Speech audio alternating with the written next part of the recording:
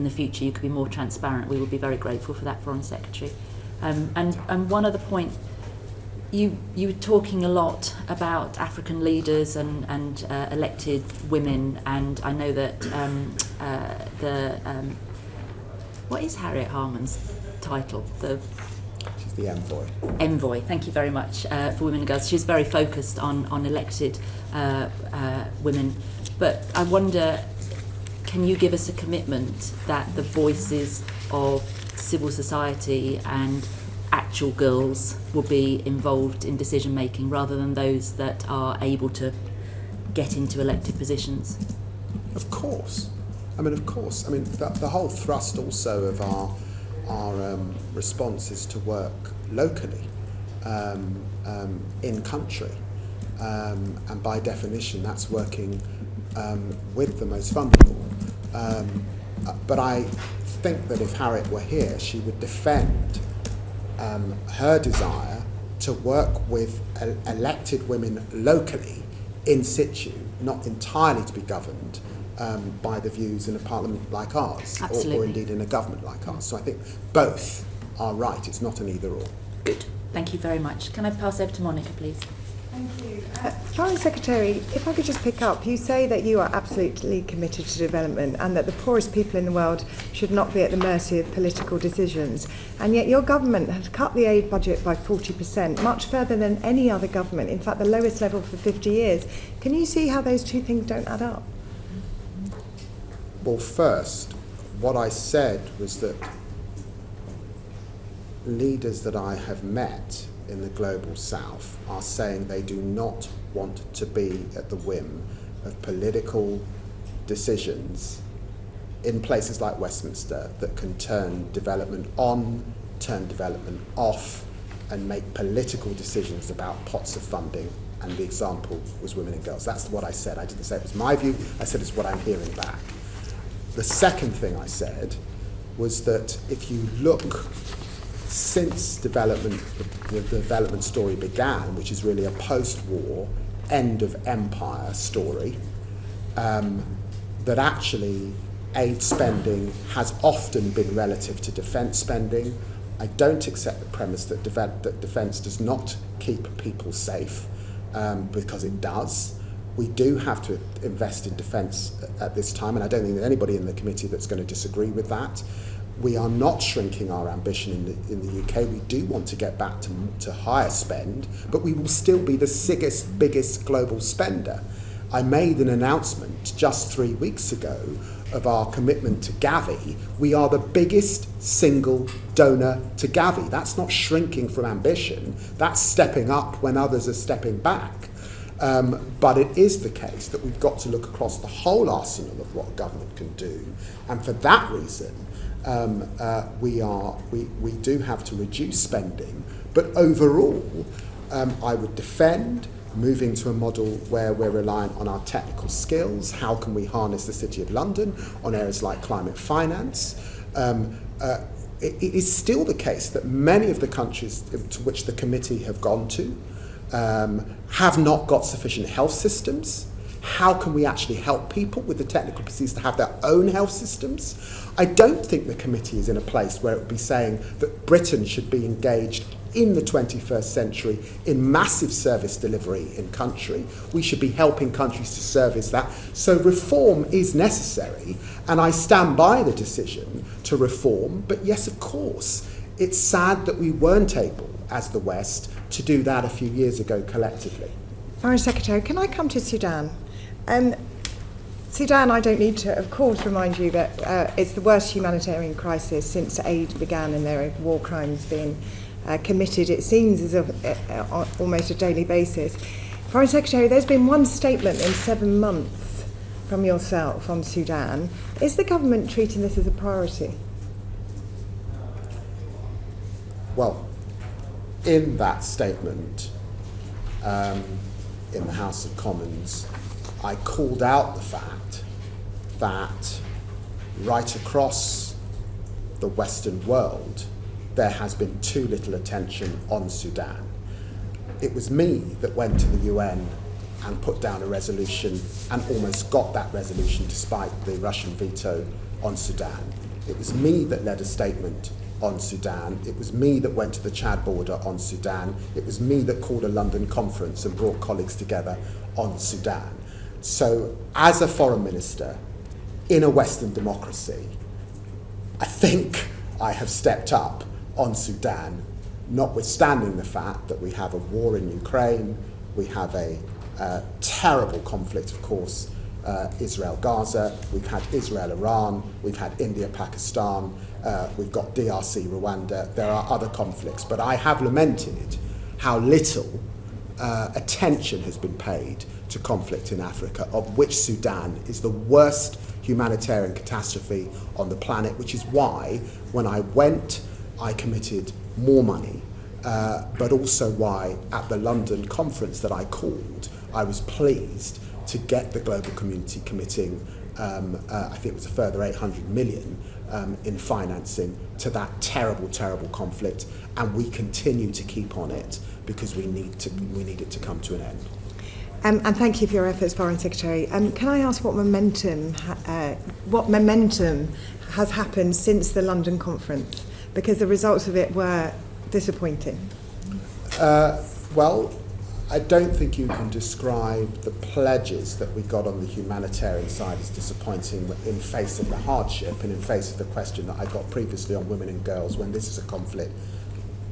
I don't think there's any other conflict that affects quite as many women and girls as this. And I've met women raped, women burned, women terribly, terribly violated as a consequence of this conflict. We continue to work with partners to try and ease that suffering. There remain questions about aid and UN presence in country, in Sudan, and of course there remain real issues in relation to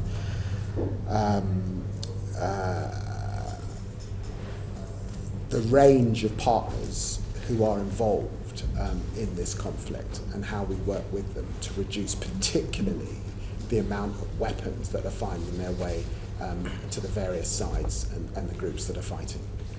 Foreign Secretary, I had an exchange last week on the Business and Trade Select Committee with the Trade Minister about export licences and arms licences, particularly in regard to the UAE. Since Sudan's war has broken out in 2023, the New York Times has repeatedly reported on the UAE arming the RSF, including funneling arms through field hospitals. And the UN panel of experts in Sudan reported to the Security Council on these allegations and found them to be credible. Given the FCDO is the DPT's key partner in reviewing arms licences, what would he make of these allegations?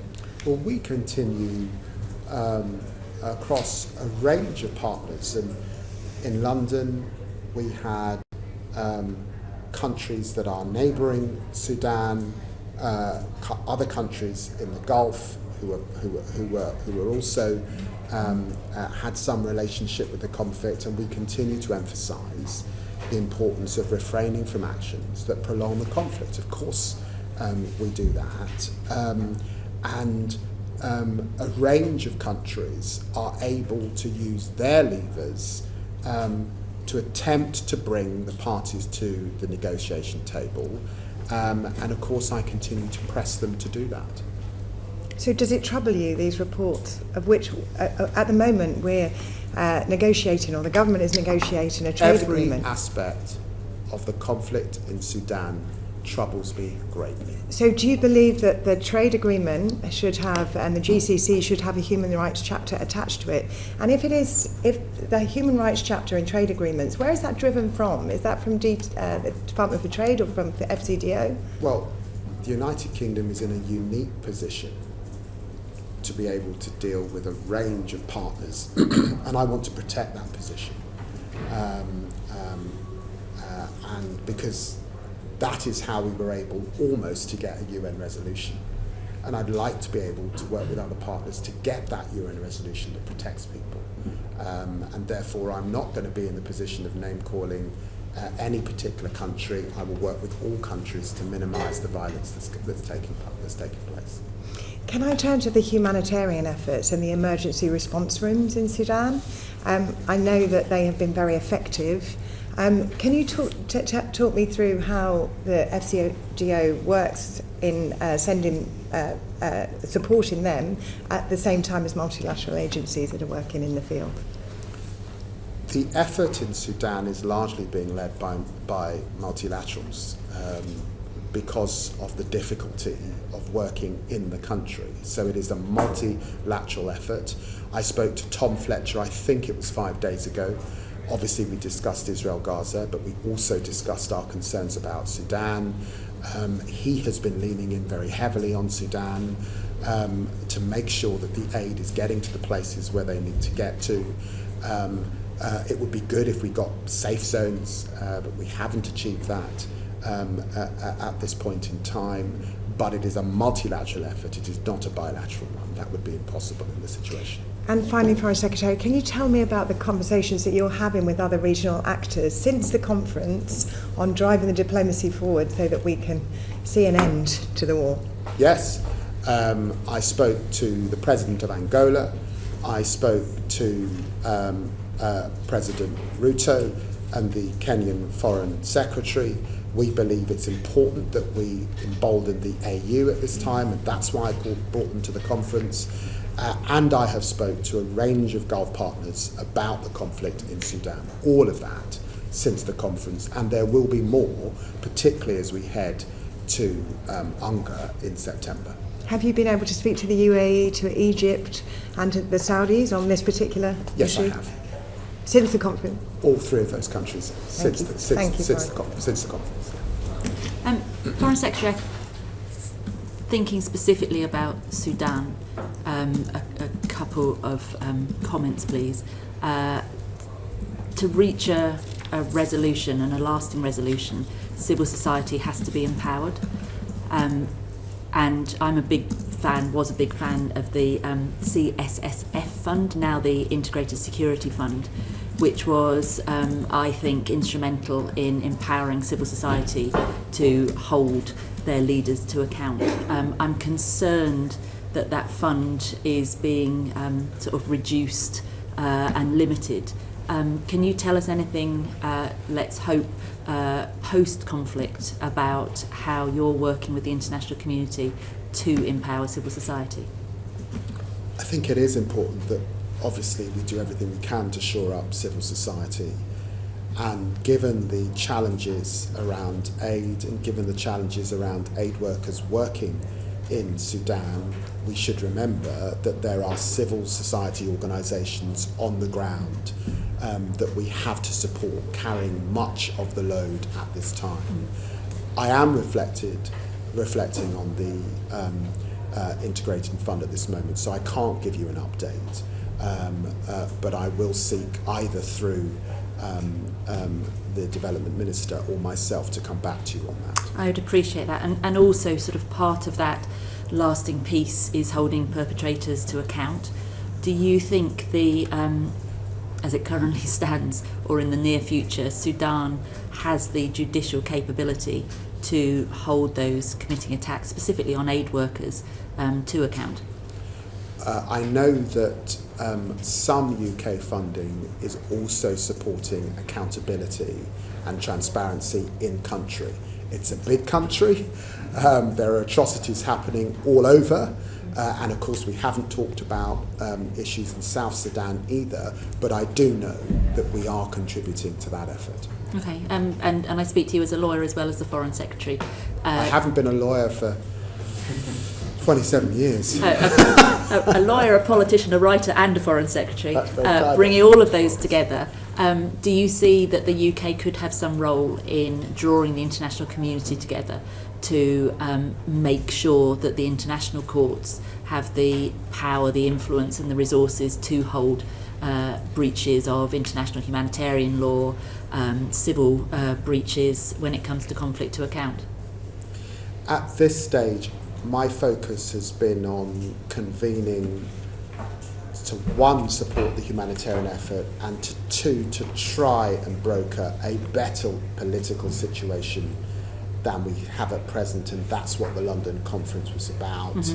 And I've indicated that there's more to do. You're right to press on the most egregious atrocities being committed at this time, and accountability for those atrocities. And you're right, absolutely, to press on the lack of resources that you would expect that Sudan haven't got. I will take that away, and I will look at that more closely. And of course, there are partners in Europe, the Netherlands, the Norwegians, that have traditionally been very present in that area that we may be able to work more with. Thank you, I appreciate that. Can I pass over to Tracy? Hi, Secretary. Moving on to Gaza, with another 20 civilians killed today, how are you working with international partners to improve aid access in Gaza and to end the violence at the distribution centres? Is this a good point to refer you? I hesitate because I'm not sure the chairs, but it's just that this is a moving situation. It's abominable, frankly, let's be clear. And so I thought, let's look at the up-to-date picture. Treading into that territory, so tread lightly. Well, I tread lightly, but you'll see in slide 1 that and this is pertinent to the committee's work, that Palestinian civilians have been pushed into less than 15% currently of the territory in the Gaza Strip, and that's the white areas on the map which demonstrate that.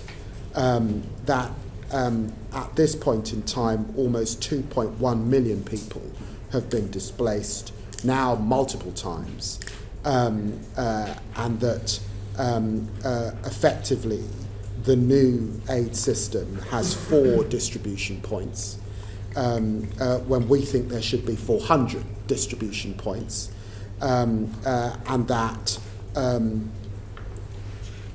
horrendously and unbelievably we have children queuing for food at those distribution points and being killed. It's hard to describe that as anything other than unconscionable. At the same time, we have trucks waiting at borders.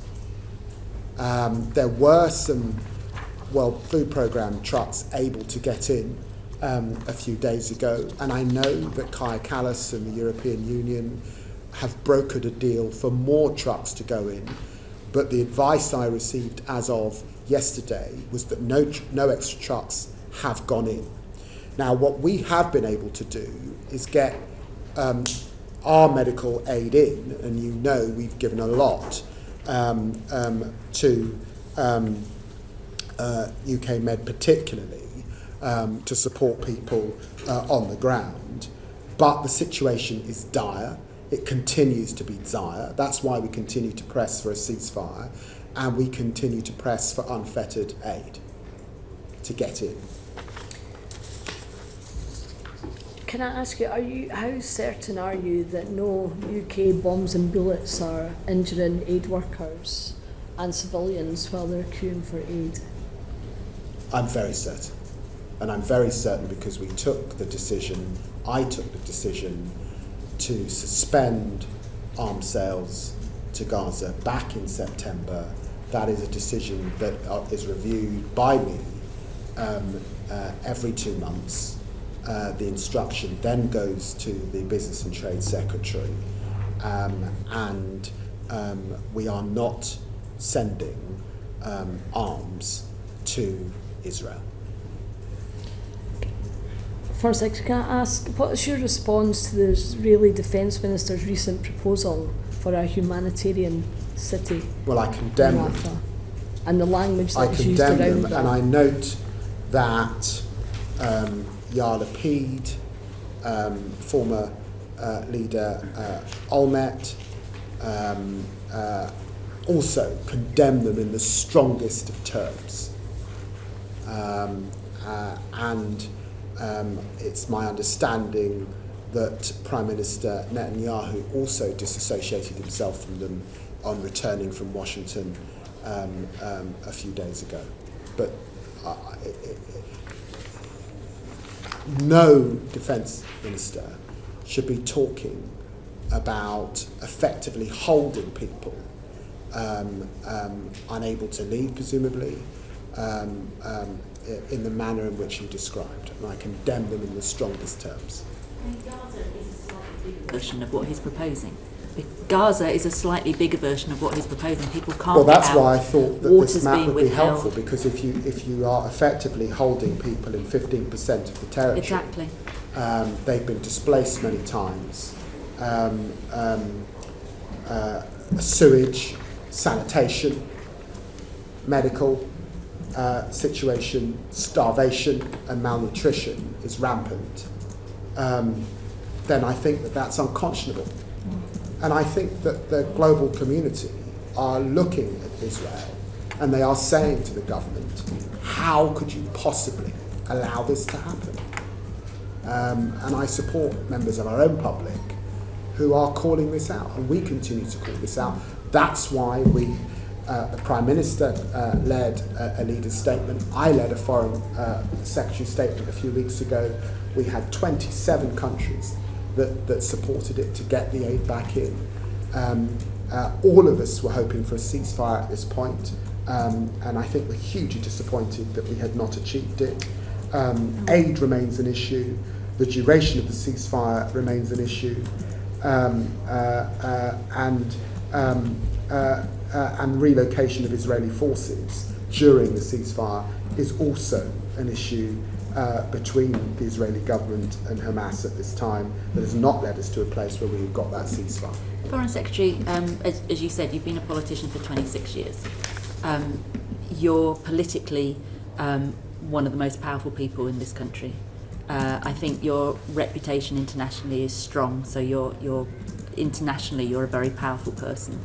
And I just wonder, so I sit here chairing this committee, hearing the evidence firsthand. The committee's been as close as we can get to take first-hand testimony, and I feel utterly useless when it comes to this. And I just wonder, how do you feel? And is there anything else that you wish that you could do that's within your power that you're not doing right now?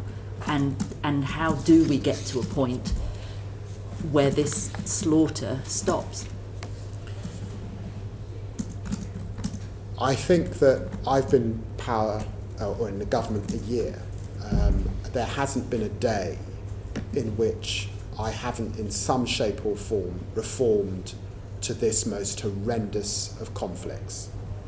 And of course I wish, as the country's chief diplomat, that we had a ceasefire that I have been calling for well over a year. All I can stand by is my record and the Prime Minister's record on this most horrendous of conflicts. When we came into office, there was no funding going to UNRWA. We restored that funding. When we came into office, there was no suspension of arms.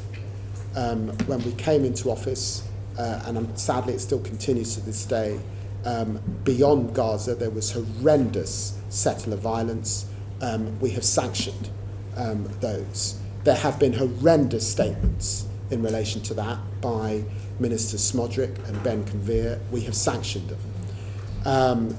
We have increased aid to the occupied territories at this time, and I have visited on numerous occasions. We've signed a memorandum of understanding with the Palestinian Authority. Prime Minister Mustafa was in my office discussing these issues and sat with the Prime Minister in number 10 looking at these issues. We continue to support the Palestinian Authority on their reform agenda. Our most senior individual, probably in the last 25 years on delivery, Michael Barber, is working hand in hand with them. But have we brought this conflict to an end? It saddens me greatly that we have not, as an international community, been able to bring this conflict to an end. And does it make me, I'm getting emotional talking to you, as the father of 3 children, looking at the images that all of us see on our social media of children maimed and killed. Of course it affects me. I'm a human being. But in the end, It is the work diplomatically, to try and bring this conflict to an end that I have to be part of. Can the UK do that unilaterally? No, we cannot. Have we got to do that with partners? Yes, we can, and we continue to lead and work with partners, as you saw a few weeks ago. But is it desperately frustrating? Of course it's frustrating. Is it unconscionable? Yes, it's unconscionable. Is it an abomination? Of course it's an abomination. The ceasefire needs to happen. The aid needs to get in. The hostages need to get out. We have been saying that time after time after time. And it's reprehensible, some of the language that we're seeing from senior politicians in Israel, like Minister Katz. Thank you. I've got Monica, then Tracy, you want to come back on this? Then Sam, then Tracy, then James on this particular point.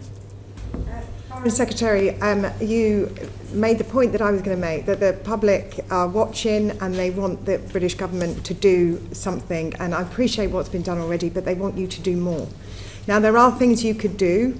You've sanctioned Ben-Gvir in Smotrich. You could sanction Katz, who's advocated for the aid blockade and for the 20 new settlements in the APT. It is not true to say that UK weapons are not going into Israel. Components of F-35s are. So at what point do we stop that? And when are you going to recognise a Palestinian state? There is more that can be done. On your first point, you know that I can't comment on sanctions that are under consideration, but you have heard my statements about what has been said by Minister Katz, and you will have heard my statements previously about Ministers Smotrich and Ben-Gvir, and then the subsequent decision that I took. That's the first issue. On the issue of recognition, this is an important issue. We believe in this country, and I think it's a cross-party position, to stand up for two states. The Palestinian cause is a just cause, and it is important that we recognise. The question is when and how. And of course I recognise that that's a subject of debate and discussion, and we are working, of course, with our French and Saudi Arabian partners. They were going to have a conference. It did not take place because of the 12-day war with Iran. That conference, I understand, is to be reconvened on the 28th of July, but it's not yet at the leaders' level, and they're indicating that will be delayed in September. But of course we continue to work with them. Ms. Harding, I suspect that you stand by the work that our country has to do in relation to conflict in other theatres in the world. I suspect you would not want us to send direct parts for F-35s to Israel, and we are not doing that. But I also think that you would not want us to not participate in the supply pool to the whole F-35 programme across the world. There are partners, particularly in Europe, that we would not want to undermine, and it's for that reason that we made that decision, and I'm pleased that that was upheld by the courts just a few weeks ago. Four questions. You mentioned the children of Gaza a moment ago, and recently I, along with some other MPs, met with a British plastic surgeon who just returned from there.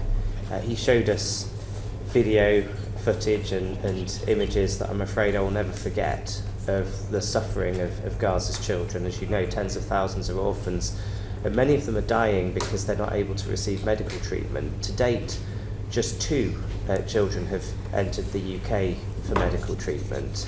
I understand that there are complexities around this, but I know that I would be happy to take a Palestinian child into my home. I'd be happy to help fund their treatment, but we're not able to without the power of the state behind it. Is there not more that we can do for the children of Gaza? Well, we have supported the Hope charity and initiative to bring children to the UK.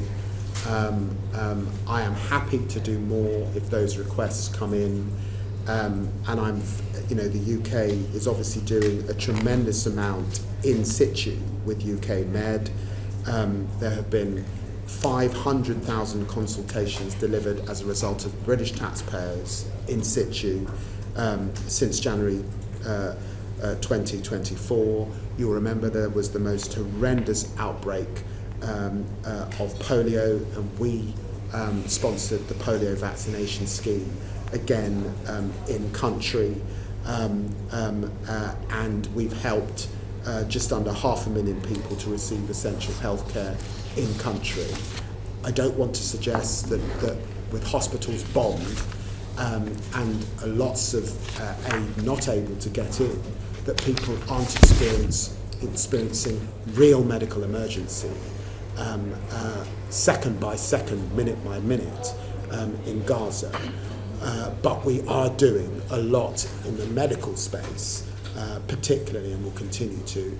And if there are more children that we can work with Hope and others to bring in, of course we will do that. Thank you, Foreign Secretary. Just reflecting on some of the things that you were saying, I don't think any of us would doubt your passion to try and resolve these issues. We went up to Scotland just the day actually that the foreign aid changes were announced, and we met a Palestinian aid worker up there employed by Oxfam. And she told us that when it came to FCDO diplomacy, lots of warm words, lots of hard-working people, but she felt like the FCDO has lost its confidence and lost its clout in light of Afghanistan and I guess the legacy of Iraq and Brexit. Is that a view that you would recognise? Well, I think that in the last year I've been on the business of reform. We've got a workforce programme to 2030 to give us the best capabilities. I've listed the things that we tried to deliver in relation to Israel-Gaza. We've had a successful EU summit. Tomorrow we have further good news with our partnership with Germany. Last week we had good news with our partnership with France. Our partnership with Ireland has been renewed. By the way, we want to do more with Ireland on the development. They're a great development nation and we can partner with them in areas to support work together. We've launched the Africa approach. So yes, after the botched merger between DFID and the old Foreign Office, after Brexit, after Afghanistan, it's a matter of record that morale was low within the Foreign Office. But it's my job to get the Foreign Office and development back to a good place. I think we've had a good year where if you look back on where we were, we've delivered a lot. And I said, judge me by the deals and the partnerships that we could strike with other nations. And I think that's what I've set about doing. I was disappointed that when I think it was 300 civil servants wrote to you about their concerns that not enough was being done in Gaza and the West Bank by FCDO, that rather than seeing them as whistleblowers, they were seen as disloyal. Why did that happen? Well, the first thing is, it goes back to the question that was raised by Ms Harding. When pushed on what more could the UK do, the truth is we've done a lot. No one's disputing that. That's the first thing. And my record in office on this file is considerable. And I've just gone through that list. No. The second thing is to say that, and the reply was appropriately not by me, because the custodianship of the staff is ultimately a matter for the Perm Sec. And it may be that our second Perm Sec wants to come in on this point. But Ollie Robbins was clear that of course staff must express opinion and must make their views known. But in the end, when you become a civil servant, your job is to be neutral. That is your job. And just as if I'm not happy about collective responsibility, my option is to resign, then that is also, civil servants will also be able to make that. So it cannot be about campaigning letters if you are a member of Her Majesty's government. That is not the principal job of our civil servants. It's to give us honest advice and it's then for politicians to assess and make decisions on the basis of that advice. I stand by the advice I've made on this file. There's been little challenge to that, frankly, because I think the committee recognises the part that the UK is playing. We haven't brought the conflict to an end. Writing a letter, a campaigning letter, is not usually the disposition of civil servants. Of course they're frustrated. Many of our constituents are frustrated, and you write to your MP. But I stand by the decision that was made by the Perm Sec and the reply that he gave, which I thought was a very thorough and a very good one. Is it on this point? Back to Tracy. Thank you. First, I just want to press you a little bit further. We hear a lot from aid workers and from civilians and groups from Gaza and occupied territories and across Israeli and Palestinian groups and NGOs about the recognition of Palestinian state and the lack of leadership from the UK and how that void could be filled by pushing ahead with the recognition. And I heard what you said to Monica. Can you tell us a bit more detail about when will be the right time, because we're all very concerned, as you are, as our constituents are, about there being no Gaza left by the time we come to recognise the Palestinian state. We see that from the map and the evidence that you've given us. So when will those conditions be right? What the Labour Party said in our manifesto was that we do believe that recognition is important, and we would like to recognise as part of a process. That is the. Makes it sound conditional, Sorry? That makes it sound conditional. Well, it's the manifesto that you ran on at the last election. Yeah. It was, so we'd shifted at one point to, it was part of a peace process, but, well, and that's been dropped, I believe. So I think what my colleagues trying to find out is what are the conditions. Let me finish the point. That was the manifesto that all Labour politicians ran on just a year ago.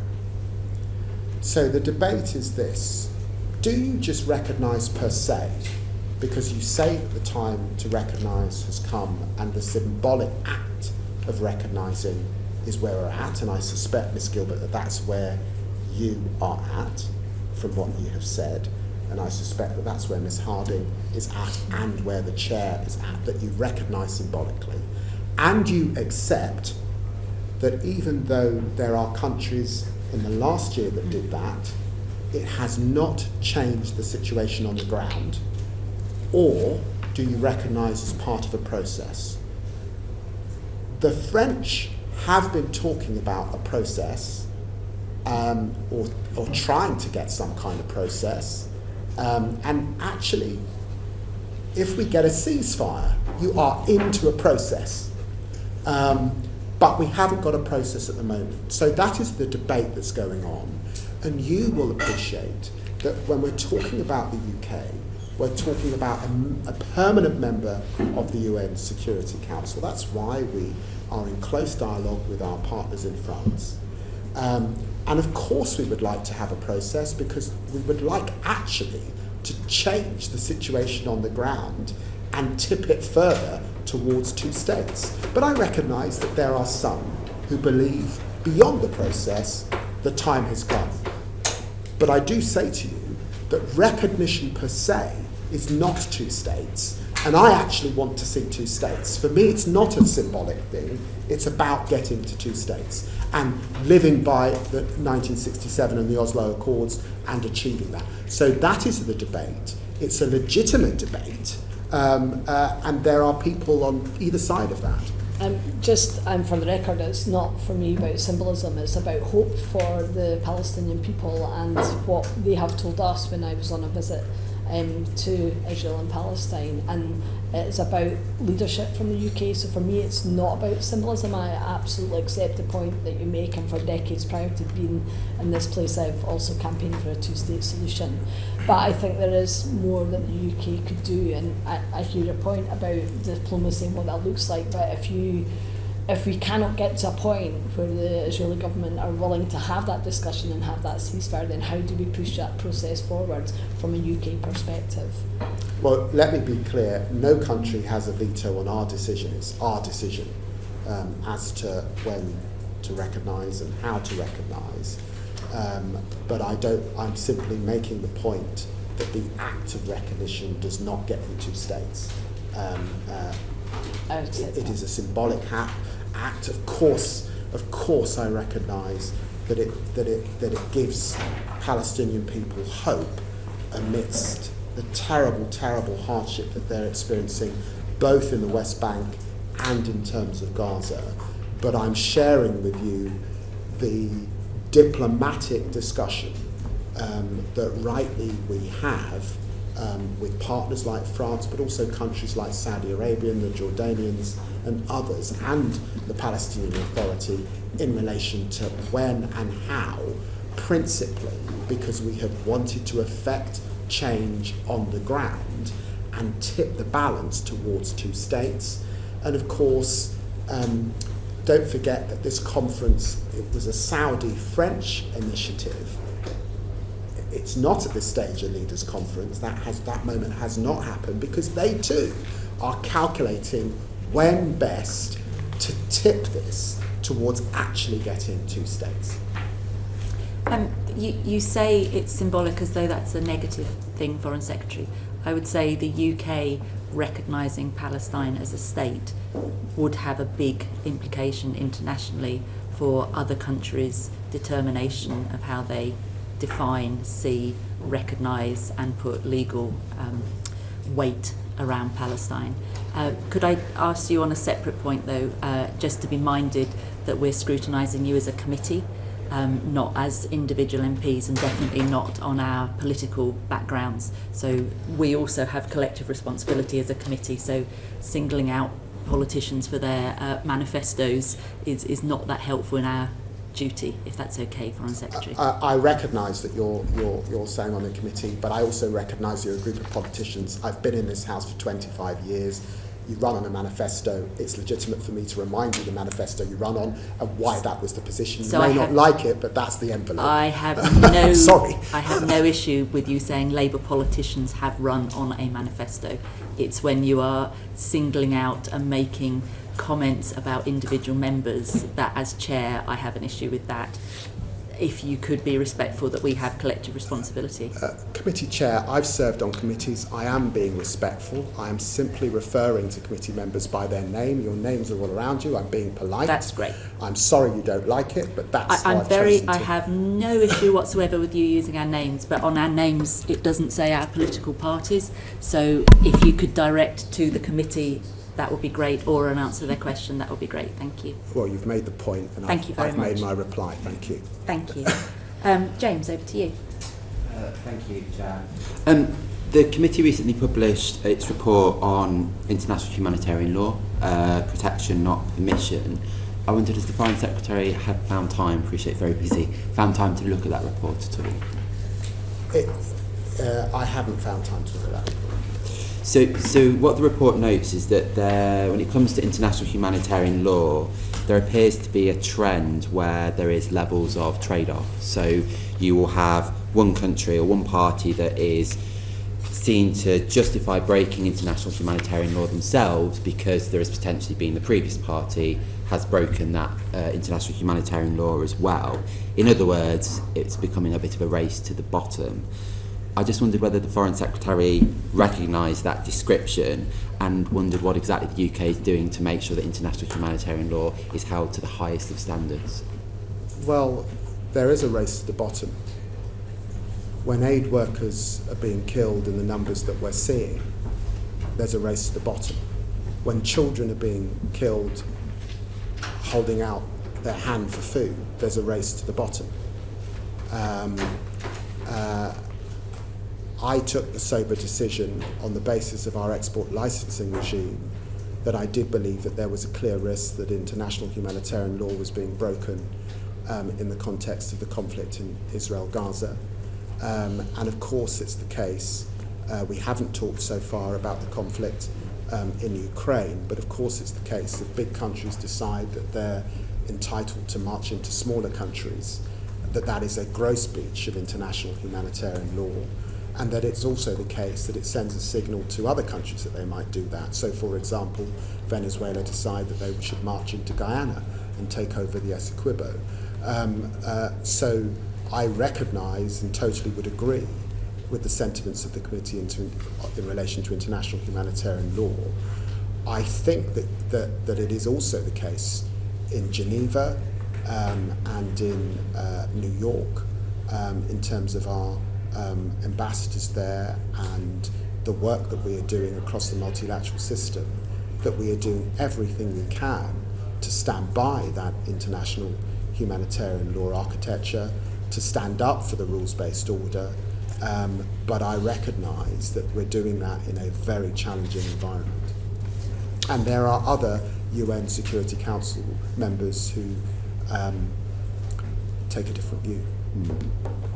And there was the 3 British people that were killed in the airstrike on the World Central Kitchen aid convoy in April 2024. What progress do you think has been made within the region through diplomatic efforts when it comes to humanitarian aid workers' protection? Not sufficient. I met with those families.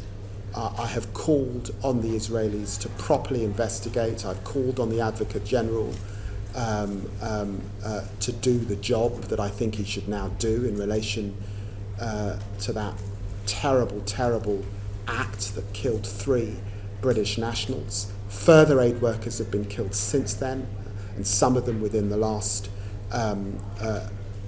few weeks. So the situation is horrendous.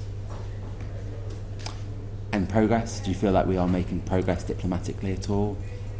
Well, clearly, if more aid workers have died, we are not making the progress collectively as an international community that I would like us to be making in relation to those gross breaches. Okay.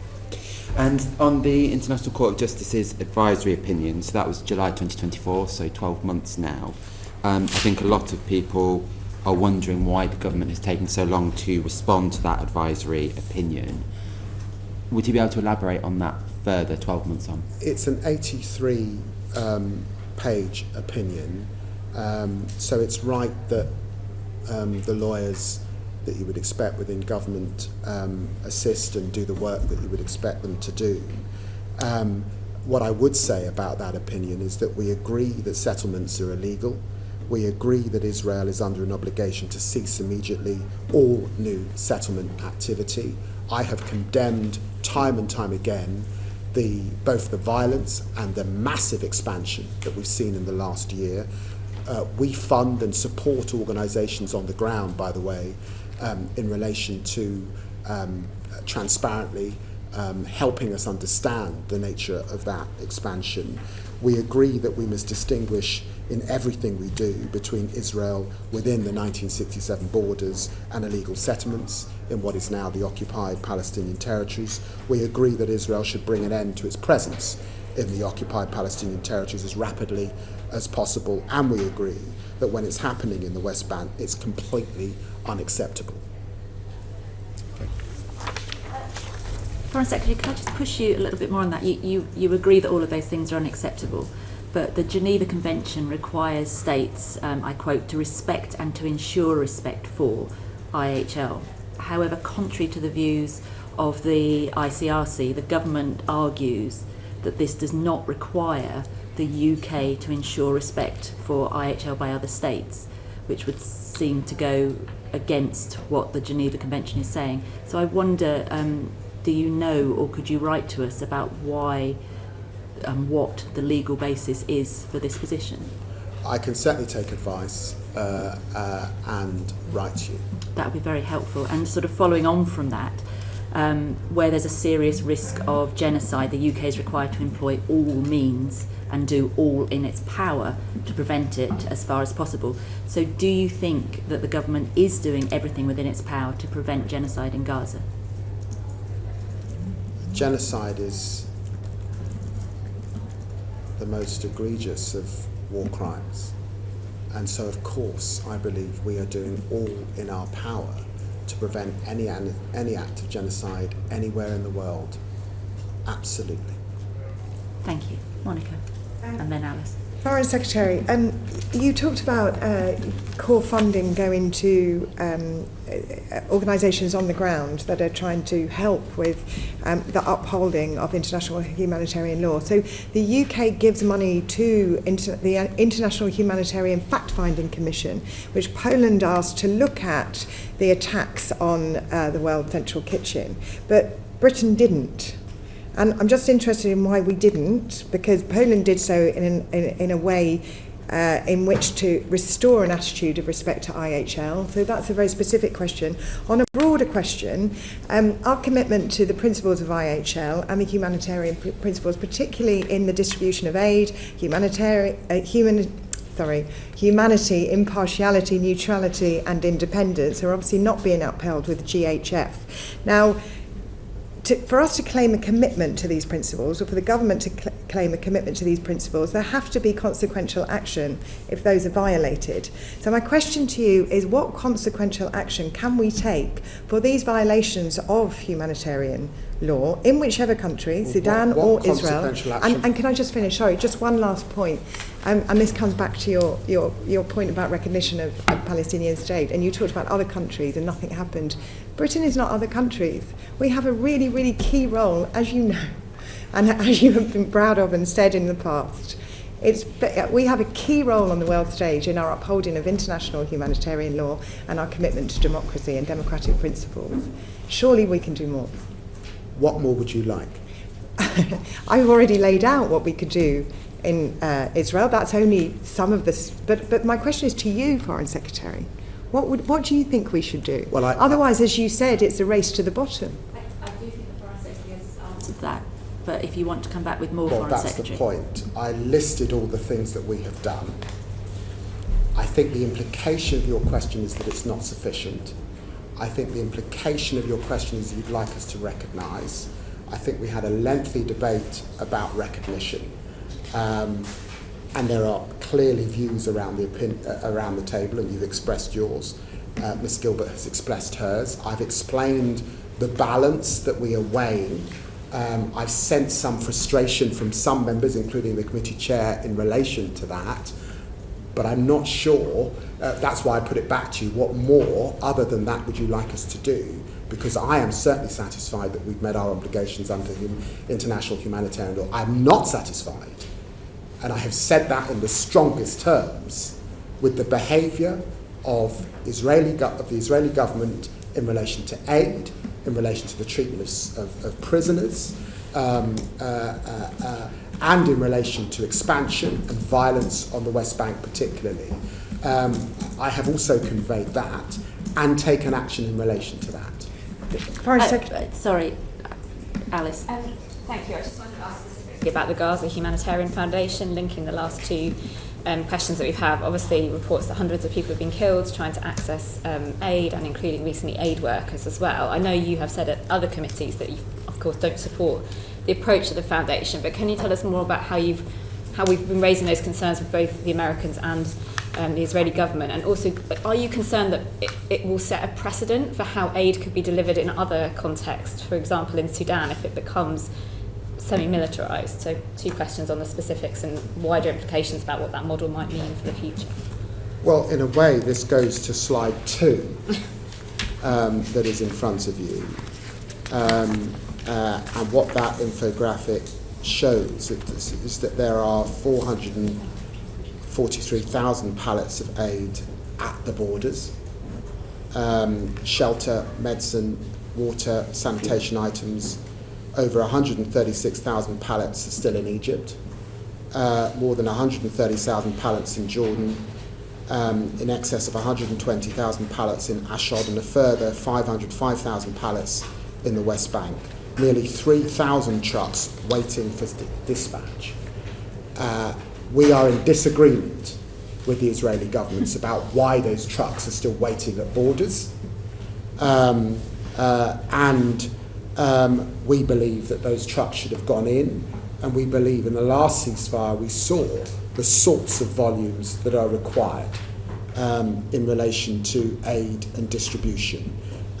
We disagree with the new system, which is why we continue to support the UN system and why I spoke to Tom Fletcher once again to give him my support this week. We have got medical aid getting in as the UK, but the issue around malnourishment and starvation is reprehensible, as I have said, and we are in disagreement. And I raised this issue with the Israeli Foreign Minister again just a few days ago.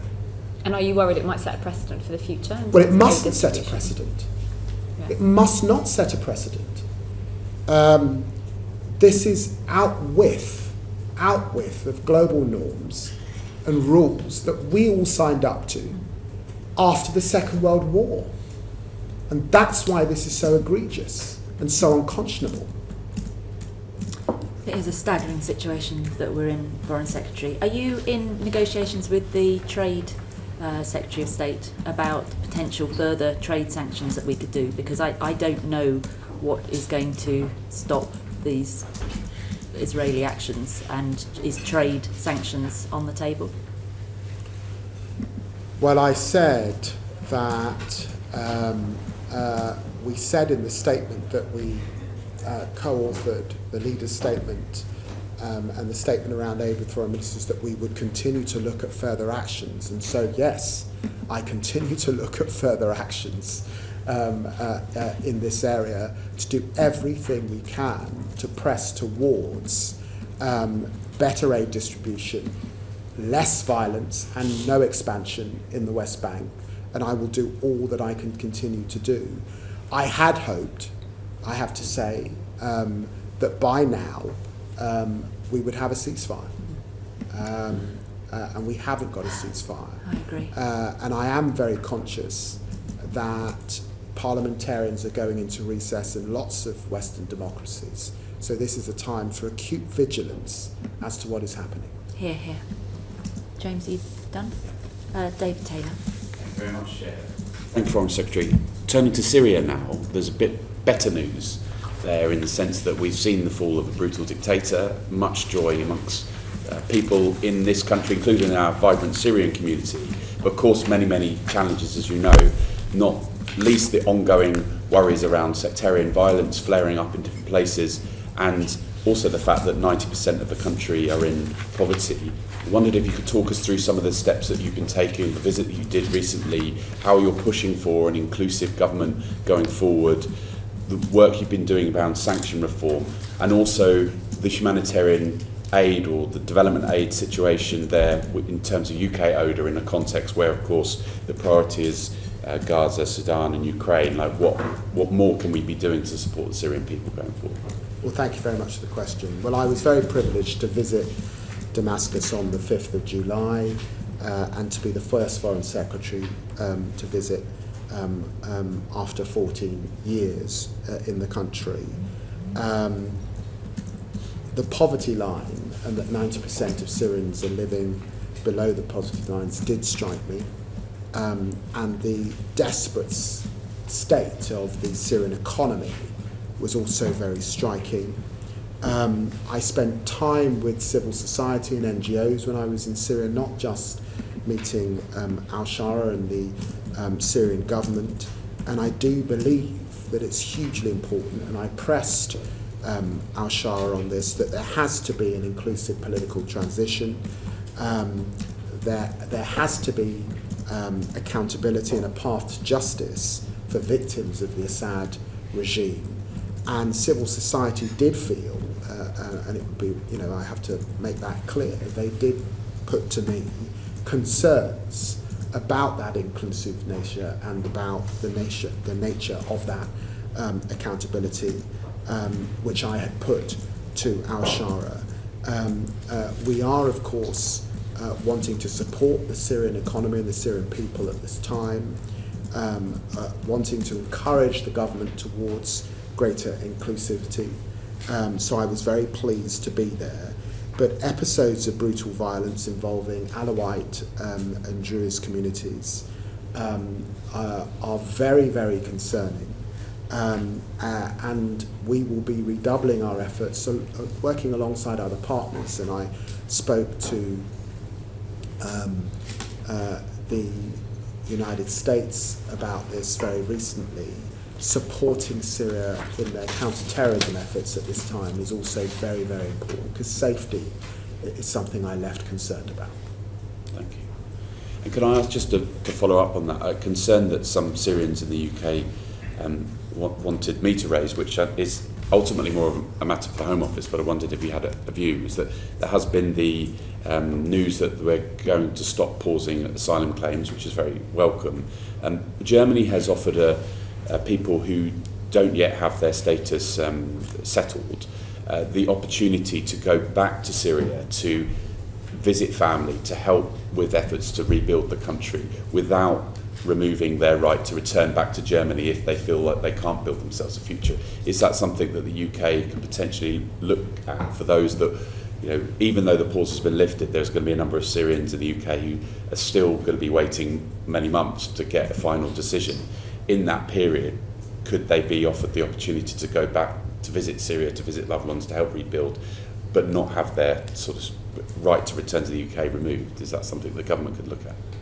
Well, what I saw from meeting with the President, the Foreign Minister and his team is a desire for peace, a desire for stability, and he made the commitment to me to remain to be inclusive.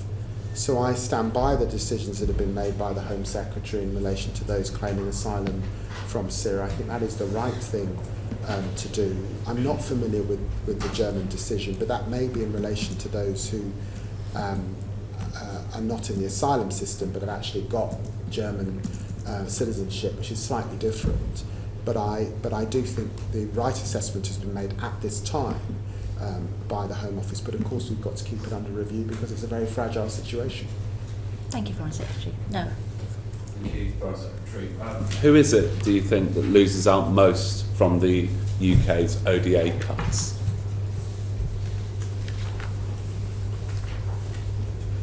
In what sense? Distributionally. We are taking a huge sum of money that was, and it will no longer be. So who are the losers in that distribution? We will still be the 6th biggest spender in development. That's the first thing. And the second thing is, I've said that there will be an equality impact assessment done, and that is what will tell me those that might be affected, and of course I can act on the back of that. And do you have any early concerns around that's stemming out of that work? Around particular groups, women and girls, for example, particular countries, anything that's leapt out at you so far in that work? Well, we are committed to the multilateral system, so there will be decisions made bilaterally where we will be withdrawing. But I do think it's important when we think about development to recognise that what we can do at this time is also grow the amount of technical skills we're supporting countries with. We want to play a big role on the multinationals on which we're on the board. We can do a lot around finance, particularly. So there's lots of ways that we can continue to play a role, and we've got to be better coordinated across the Western family at a time when I listed the countries who are also making changes to their development aid. So we've got to work together with others so that we're each playing a part, but we will still be the 6th biggest spender, so we will have a significant role to play. Foreign Secretary, I was with representatives from the British Virgin Islands yesterday, and this committee did a report into small island developing states, and we keep a keen interest on them and also our overseas territories as a whole. One of the frustrations that they have is, whilst they know the answers to the problems that they're facing, they don't have a platform like the UK does on the World Bank, for example, on one of the, you mentioned a lot of the big multilateral organisations. Is there discussions that are ongoing that the UK could, whilst not give up our seat, maybe give a platform more to some of these countries? Canada does it very well. I wonder if that's a way that we could use our influence that doesn't have cost to share power that we have the privilege of having with some of the countries that we look to support. Well, we obviously do a lot with small island developing states. They are the lion's share, in fact, of the Commonwealth. 100%. And we have sought to be alongside them, particularly on their big concerns about climate finance.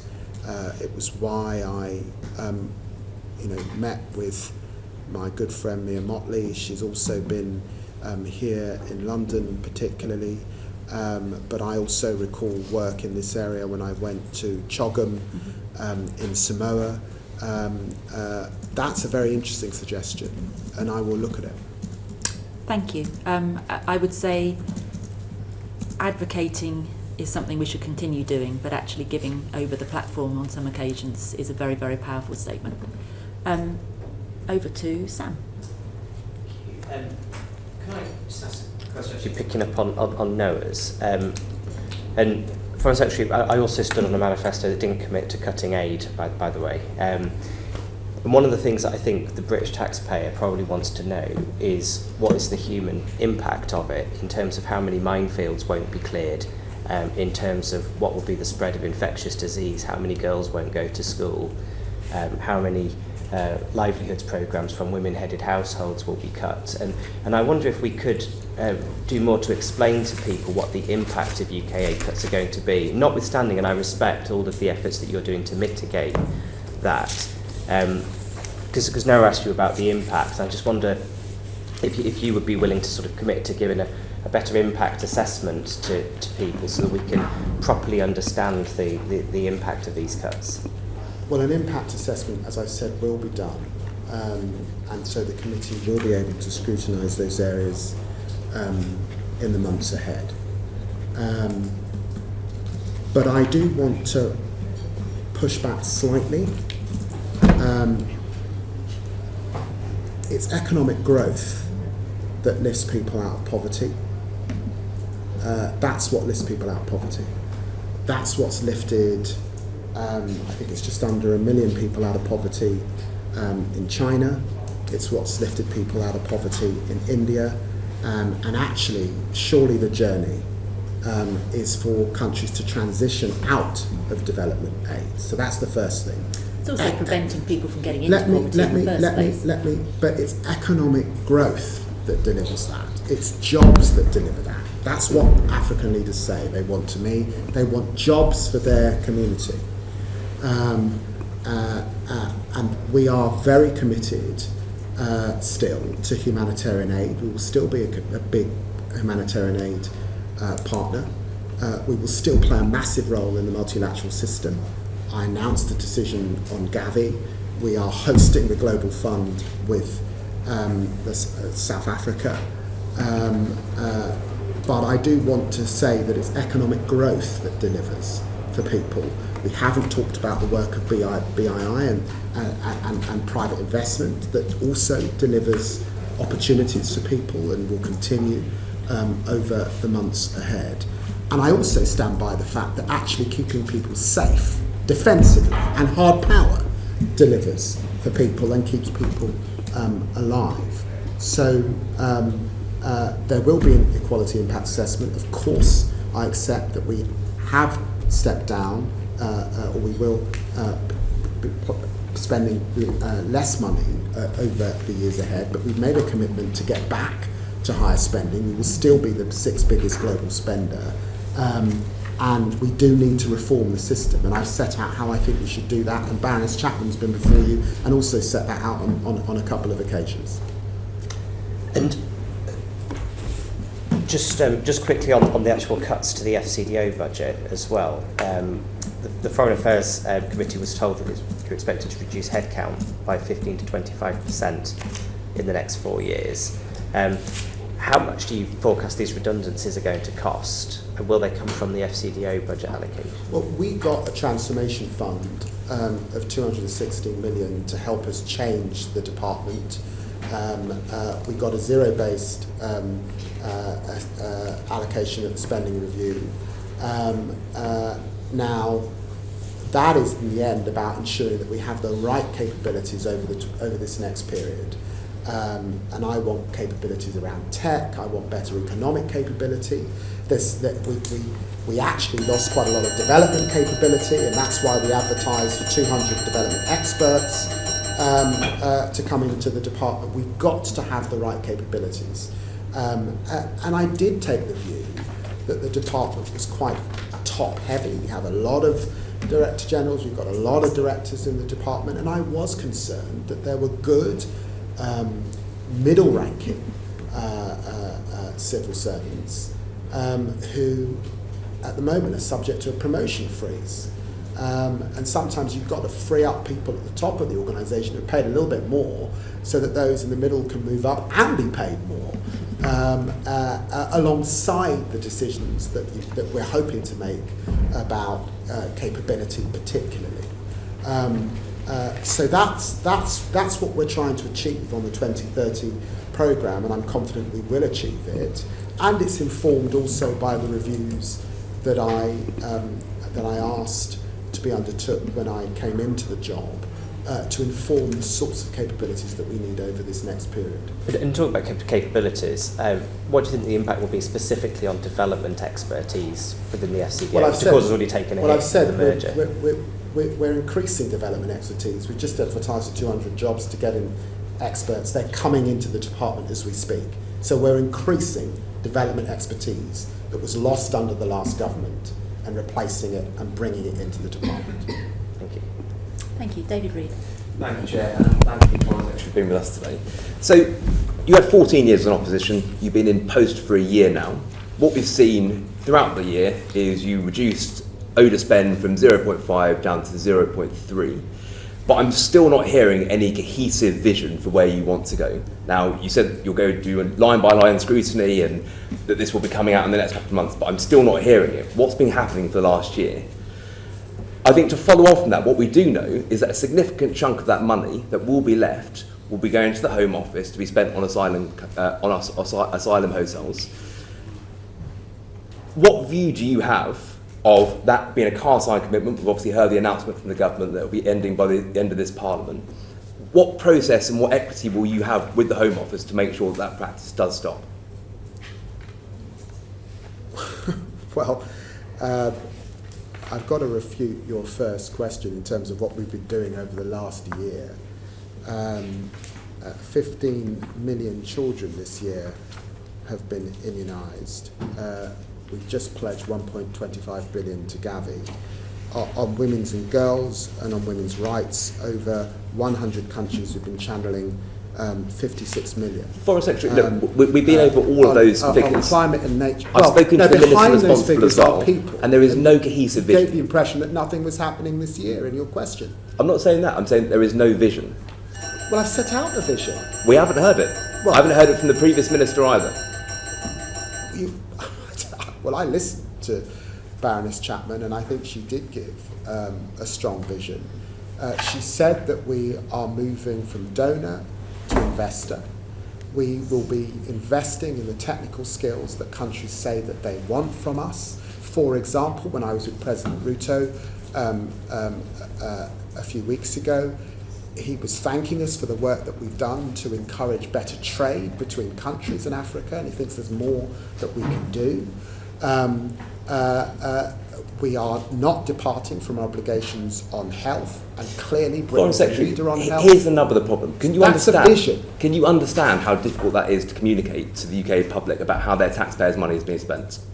Well, you'll appreciate that sadly, when you look at public attitude to development, it has not been in a brilliant place. That's not under this government, that's under the last government. This is the point I'm making, Foreign Secretary. You've had a year to come up with this vision. You had 14 years in opposition to come up with this vision. All we've seen is a reduction. And going to the question now around asylum hotels, a large chunk of what is left is going to the Home Office. Well, you know that we inherited a situation that we did not support, where a lion's share of development spend was being spent in country. Since we've come to office, less money is being spent in country. My colleagues in the Home Office and led by Yvette Cooper have been able to reduce, I think, from 83% to 77%, am I right? So we said that it's going to go down to 0% by 2029. So what's that process? Can I finish the point, please, Mr. Reid? We have reduced the numbers in a year being spent on hotels that we inherited from the Tories. We've reduced the numbers, and we've got a deal from the Treasury that means that we now have stability in the development budget, and we will not be affected by decisions made in relation to hotels going forward. That's what's been achieved under this government, because the last government did not put it off. So how's it going to happen? How, as the FCDO secretary, how will you monitor that with the Home Office? Well, the thing I'm principally concerned with is that my budget is stable and it's not affected by paying hotel bills in this country. I've pulled that off. It's also the case that the Home Secretary is absolutely committed to reducing the number of asylum seekers in hotels. She has brought down those numbers in the last year. She's got more to do. And as she does that, do you expect the Foreign Secretary to go back to the Treasury and ask for increased funds? Of course you do. And yes, I'll be knocking on the door, if that's the implication of your question. Okay, so the follow-on from that then, so this will be split equity across the FCDO and the Home Office. People that do come here illegally, where will they go? Sorry, following on from that bit. So at the moment, if people come here illegally, they are put in hotels, and that's paid for through the ODA budget, which goes to the Home Office. If you're saying, and the government's saying, that that's going to be reduced down to 0 by the end of this Parliament, 2029, where do you envisage people that will come here illegally, where will they go? That gets us into a much lengthier discussion that you should probably make to the Home Secretary, not to me. But it's split equity across the FCDO. It's not a split equity. I've just said we've now got stability. Okay, I would disagree heavily with that. That was the deal that I got in the spending review, because the last government did not strike that deal. I got that deal to give ODA spending stability, for us not to be at the mercy of asylum spend. I got that deal. But yes, it is the case that the Home Secretary now has to reduce the numbers. That's a big job, but she's done a great job in the last year. But the people who come here illegally are coming from international countries. So how does the FCDO not have equity in that process? Well, I've also, if you're asking about wider FCDO equities on migration, of course we play a big role on returns, and we are attempting to increase returns. Countries like Pakistan, returns have gone up in the last year. I announced earlier on this year migration sanctions. We'll be coming forward with that very, very shortly. There's work that we do upstream that's come up briefly. I've seen great work in Egypt, in Tunisia. When I talk about economic development and the work we can do so people are prepared to stay in country, that's an important role that our diplomats and development experts play in my department. So there's a lot that we contribute to this agenda to bring down the numbers. Yes. Okay, and so final question on that. So the number will go down to 0% in asylum hotels, and the approach that you just laid out will make sure that no one comes here illegally anymore and that no one will be housed here. Is that your points? So purely on return deals and working upstream, that's going to be enough? If I may, Mr. Reid, I think the implication of your question is a soundbite. I don't think it is. This is a very serious issue. I don't think the government's saying that there will be 0 people. Okay, so where will the people go then? That's not what I'm saying.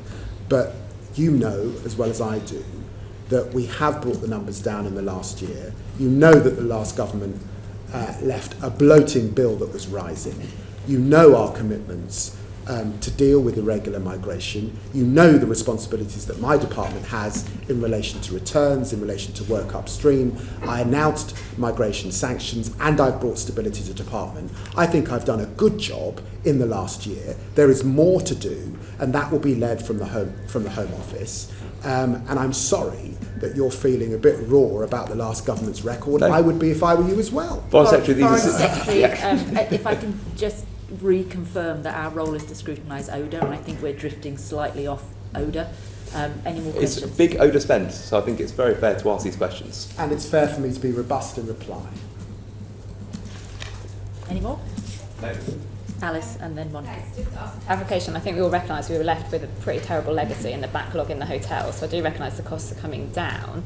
One thing I haven't been quite clear on now that the FCDO has moved to the spender of last resort is if the numbers come down and the spend on asylum comes down faster than expected, does that money definitely come back to the ODA budget? Like what's the agreement on that with the Home Office or Treasury? It doesn't automatically come Right. back to us.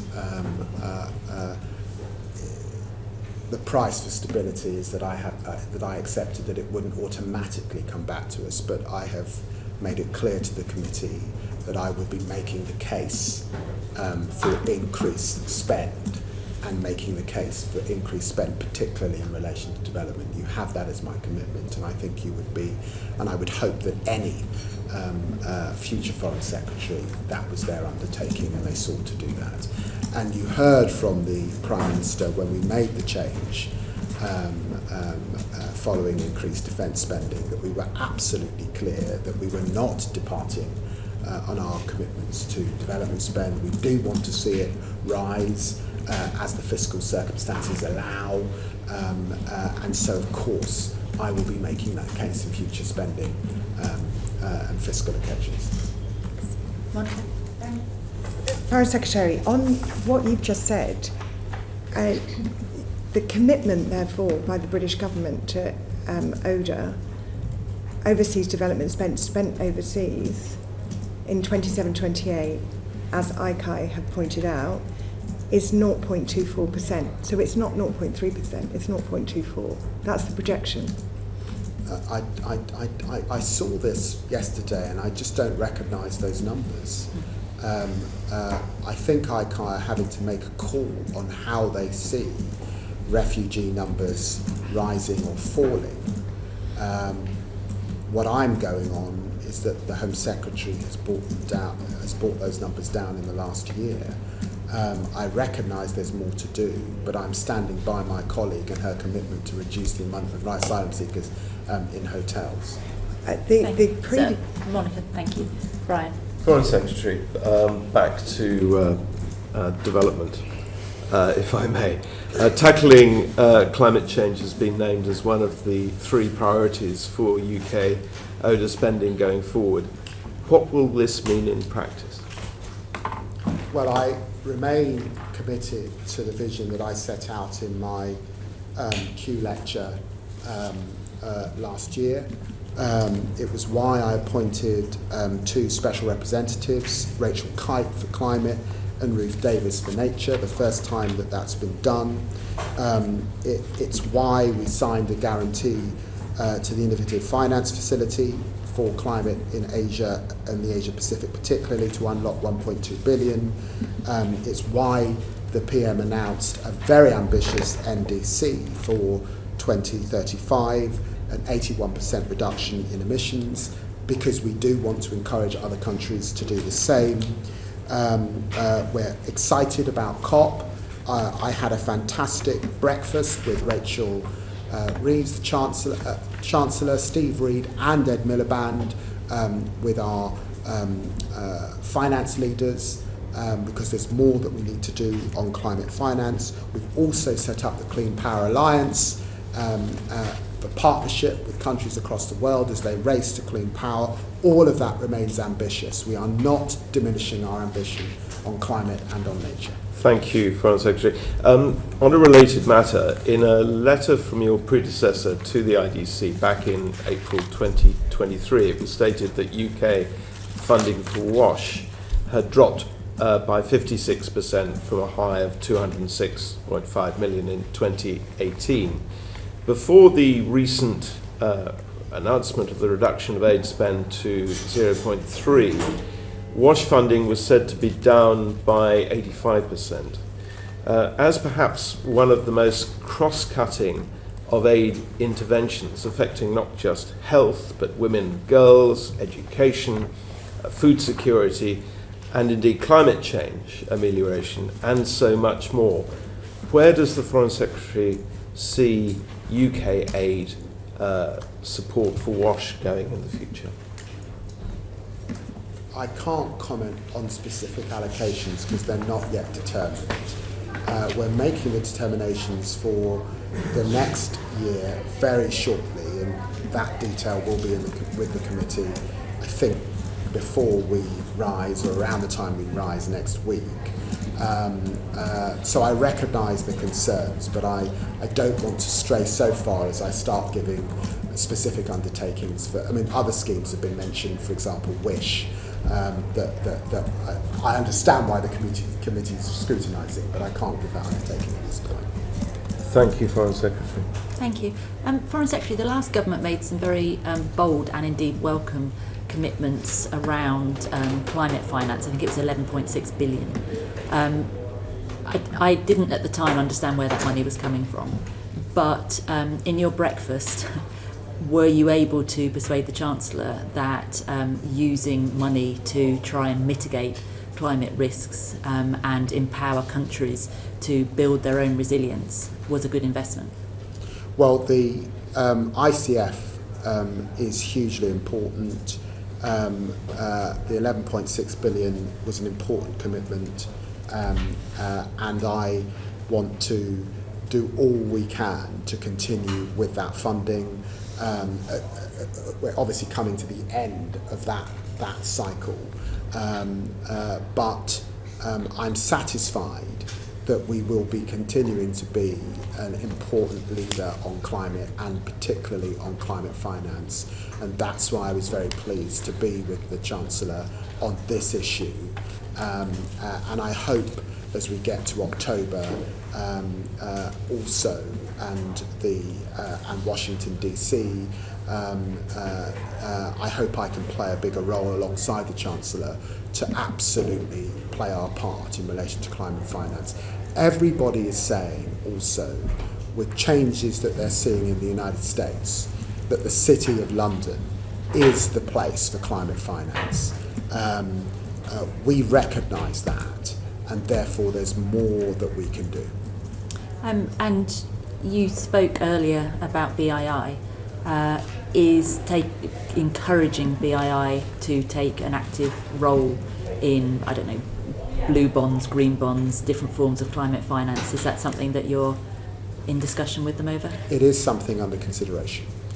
And one point, I actually got clarity. I couldn't understand why, and I'm a big fan of BII, even though they might not think that, why they got quite a considerable uplift when other areas were getting reductions or being cut. And you were talking about the shift from being a donor to an investor. So I'm assuming that, and you were talking about economic growth is the only way out of poverty. So I'm assuming that that's why they got the uplift. But BII tends to invest in middle income countries, and it tends to be the more stable countries that are able to take that sort of investment. Is there still a priority in your mind for the poorest of the poor, that we will be supporting them to get close to being in a position that they could take economic investment? Well, actually, 60% of their portfolio is in Africa. Yes, that's right. I announced a 50 million Africa Resilience Investment Facility specifically for low-income countries at the G20 in South Africa back in February. And just two statistics that have stood out to me that have really affected me. Despite all that's been spent on development by the Global West, 50% of Africans still do not have access to electricity. Exactly.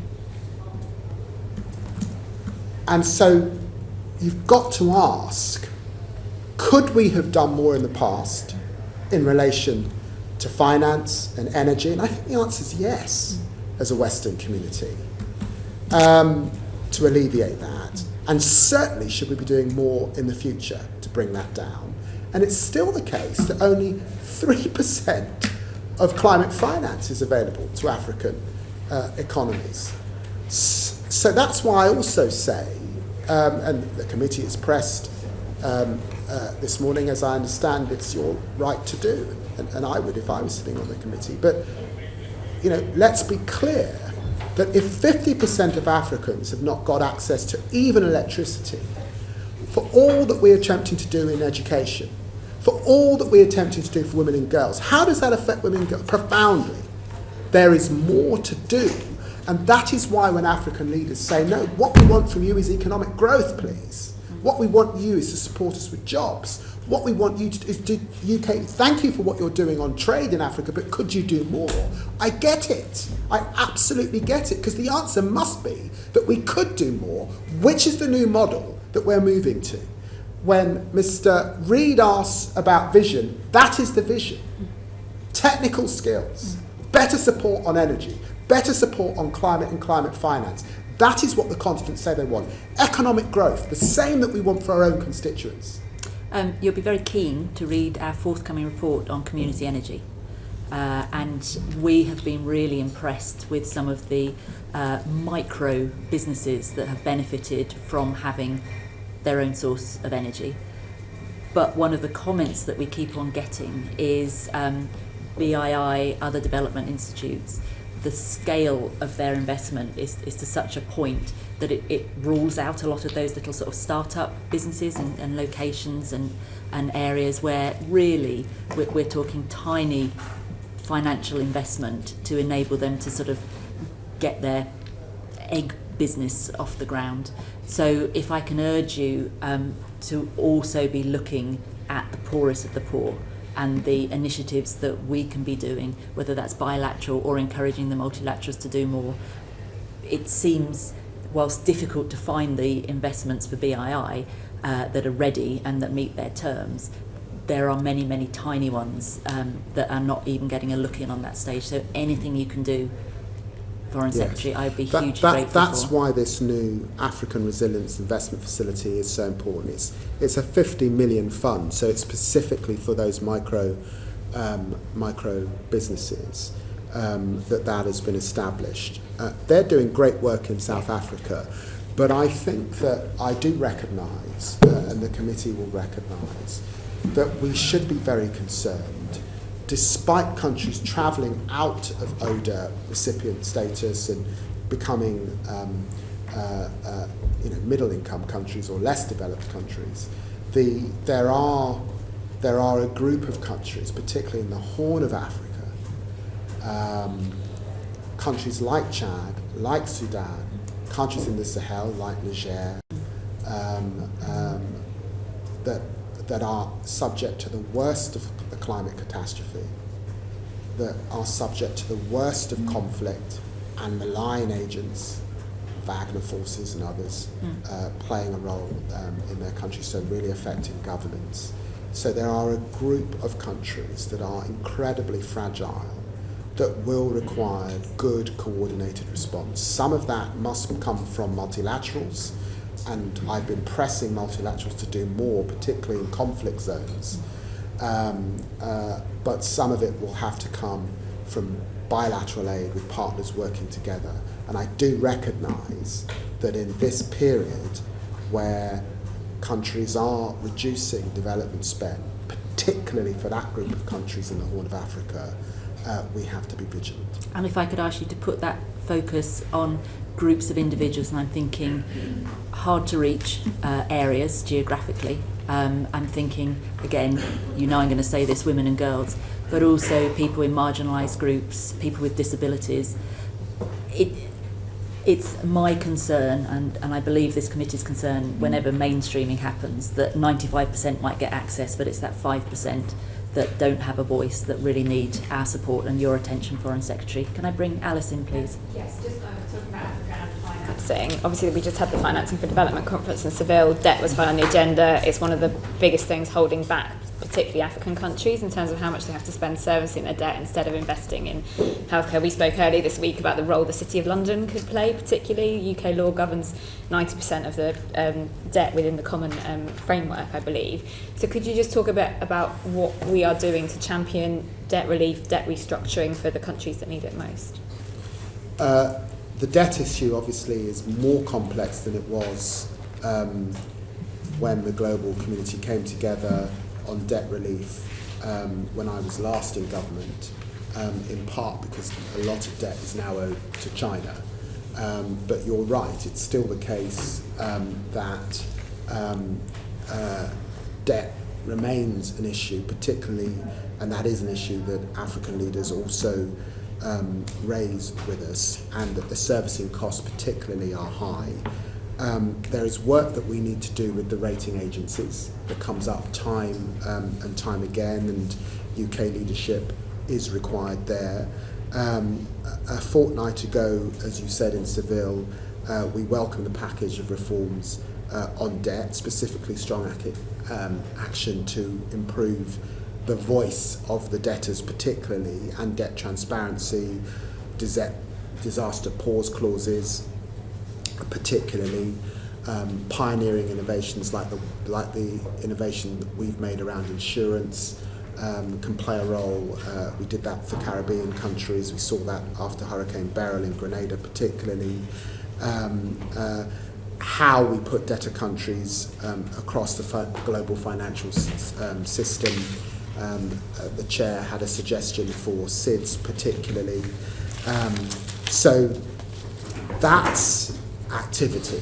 This is a work in progress. We are not there yet, and there are differences. I think there are differences across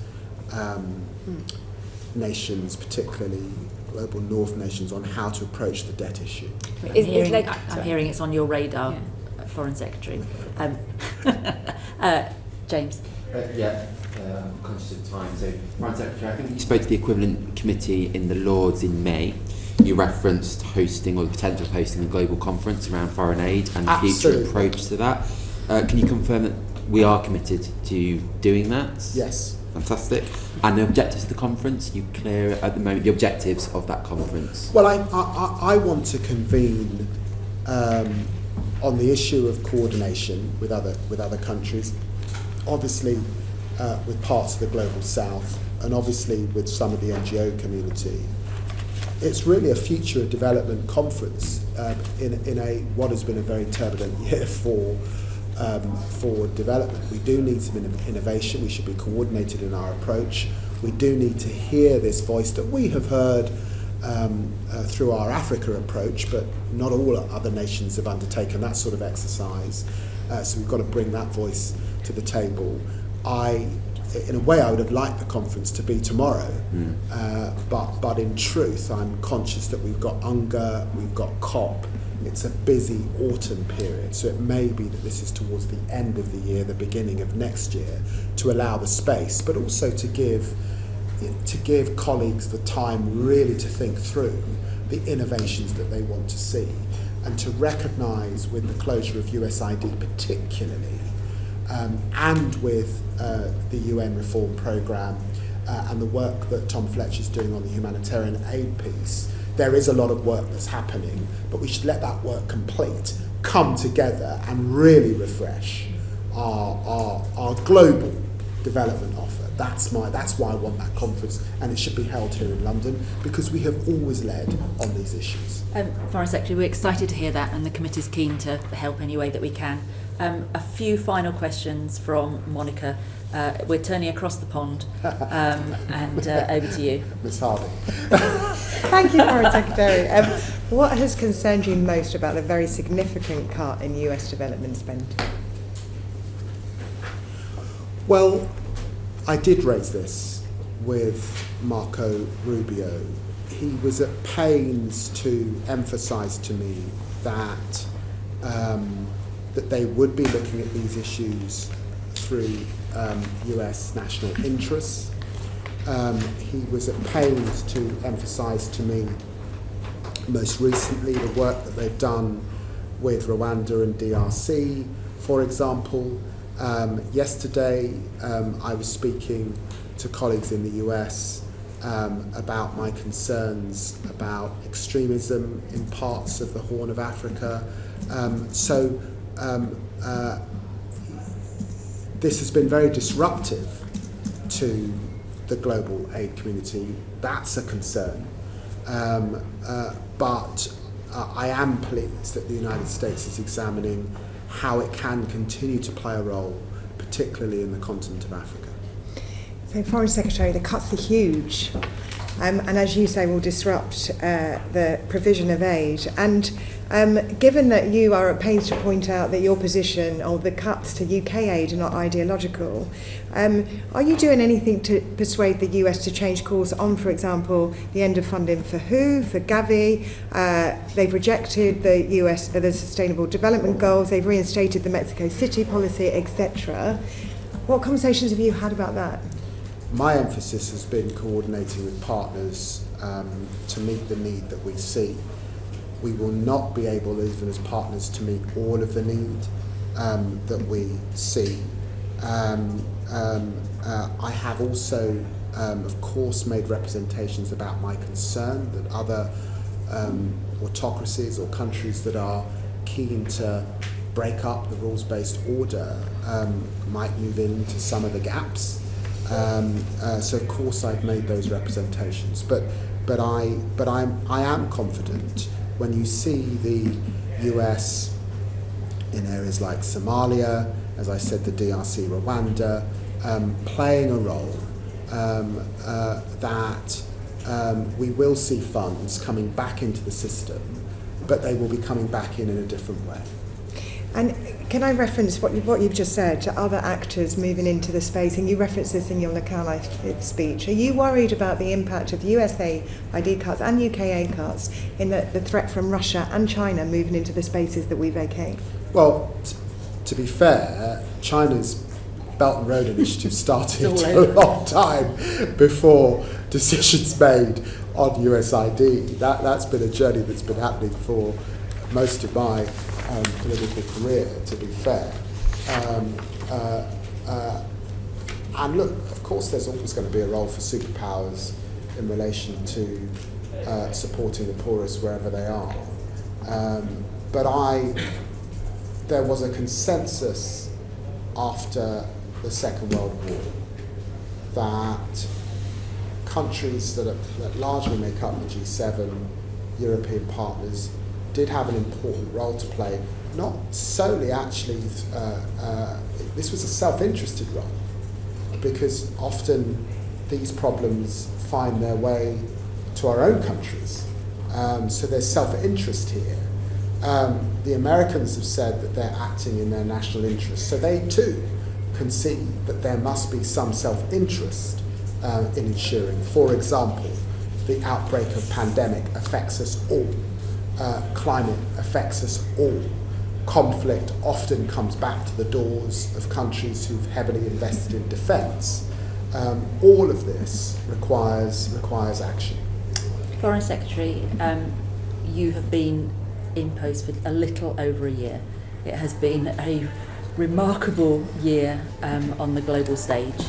I am incredibly grateful that you have steered it to the best of your ability, and can I also recognise from the committee's perspective the team that you have around you are remarkable, and we have always received fantastic both welcome information, evidence from them, and I'm really grateful that you have allowed that to happen, and thank you so much for your time today. You have also been incredibly generous with your time, your experience, your views and opinions. Even if we might disagree on some of them, we're very, very grateful that you made the time to have that scrutiny. And order, this session is